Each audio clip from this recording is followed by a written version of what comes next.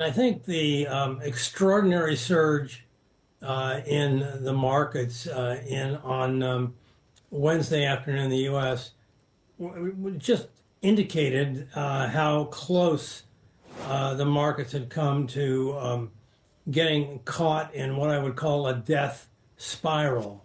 Not just the equity market, but really the interplay between the bond market and the currency market. You know, the U.S. has a large current account deficit, needs a lot of foreign financing to keep its economy growing. And, if foreigners get spooked by funding the current account deficit, they will demand concessions in terms of providing the financing. And that means higher yields on treasuries and a weaker currency. And we were beginning to see the early manifestations of that type of a phenomena playing out. And so Trump's hands were really forced by this confluence of market forces that were bearing down him. He certainly did flinch, and as soon as he flinched, the markets relaxed and started to make up for a lot of the carnage in recent days. Now, we've heard that 125% it could be the top.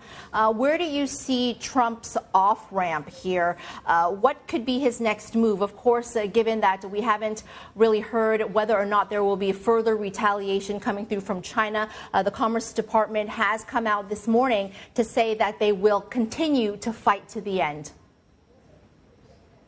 Well, Trump said he hoped that 125% would be the top, but I've learned, and most of us in the U.S. have learned that he can change his mind at a moment's notice. So I would not take that as a sure thing in any way whatsoever, especially if China follows its pattern of recent days and matches the latest sort of penalty tariff by the U.S. with another move of its own. And, I think all bets would be off from the standpoint of the U.S. response were that to happen. In terms of China's,